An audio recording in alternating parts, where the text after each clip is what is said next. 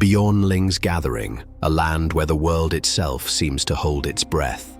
The wind howls across endless fields of white, carving deep scars into the frozen earth. The sun hides behind a veil of storm, casting only a pale, dying light upon the tundra. Nothing stirs here but the storm, until today. For beneath the falling snow, the ground trembles. The silence of the north is about to be broken. Through the storm they came, dark shapes moving against the white veil of snow. Belegar Ironhammer, king of the Eight Peaks, led his kin into the frozen north. At his side, two loyal thanes, brothers in battle, sworn by blood and stone. Their ranks stretched wide, Longbeards and Ironbreakers, steadfast as the mountains themselves. Irondrakes whose weapons burned with the fury of the forge. Thunderers ready to speak in fire and lead. Even Uthar's raiders marched among them, grim and silent beneath the falling snow. But across the tundra, another force gathered. Grimgor Ironhide, the beast in black iron, led his horde from the shadows of the storm. Goblins chittered and snarled behind him, their ranks thick with night goblins and savage kin.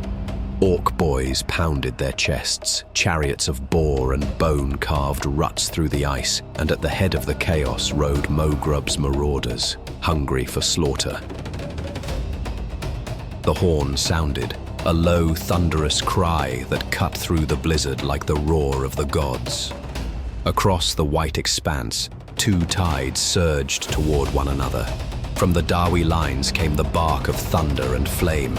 Bolt throwers loosed their fury, and the air filled with the scream of shot and steel.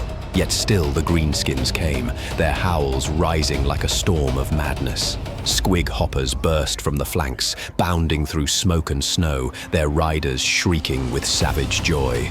Then came the crash. Orc boys against Longbeards, hammerers meeting the charge with the weight of mountains. Axes bit, shields splintered, and the frozen earth drank deep.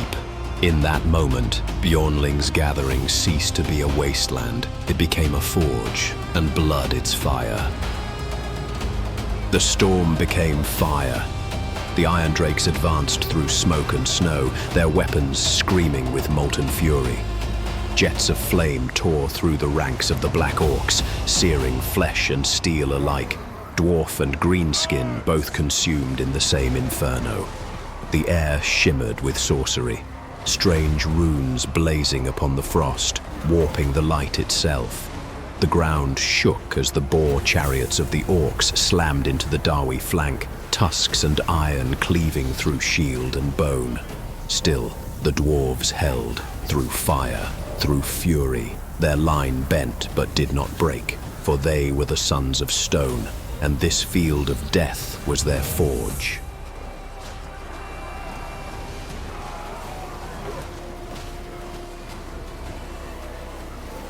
This will be a grudge answered!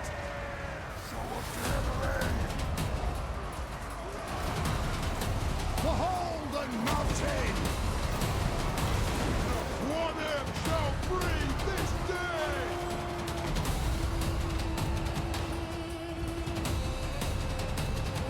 Bring them through to the Brony horde!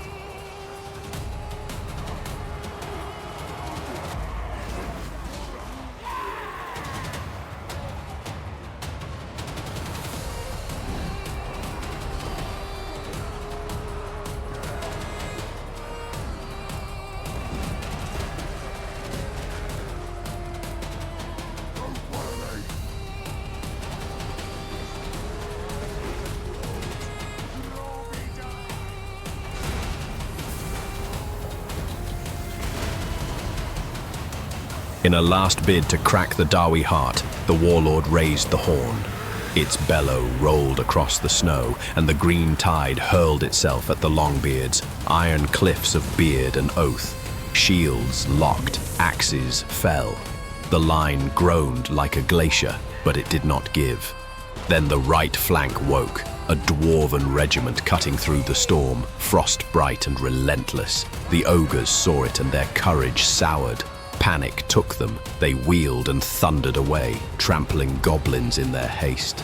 What began as a charge became a rout, and the snow remembered who would not break.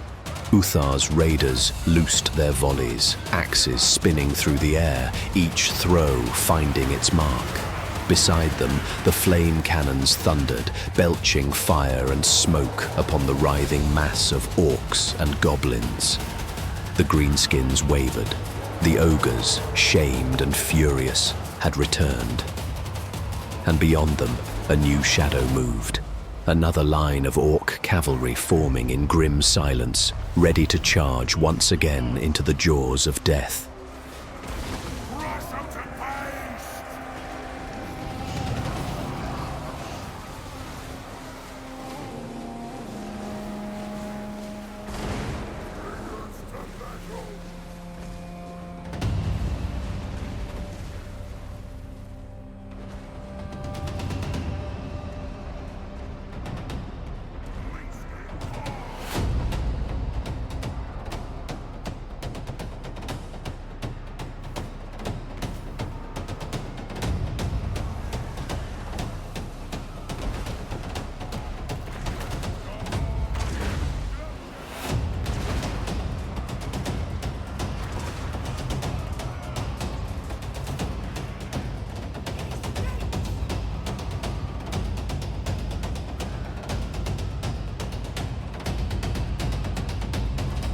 The greenskin line broke. What had once been a horde became a tide of fear, fleeing into the white storm, desperate to be spared the dwarven wrath. Only a few orc warbands remained, too proud, too stubborn to run, fighting on in madness and rage. Then came the last charge. The boar riders thundered forward, their fury spent against shields that would not fall. When the snow settled, Grimgor Ironhide lay defeated, his legend cracked, his name stained with failure. Belegar Ironhammer stood amid the ruin, his warriors gathering around him in grim silence. With victory claimed and vengeance satisfied, he raised his hammer once more, not in triumph, but in command. The Dawi reformed, ready to march home, as the snows of Bjornling's gathering swallowed the dead, and the echoes of war faded into the wind.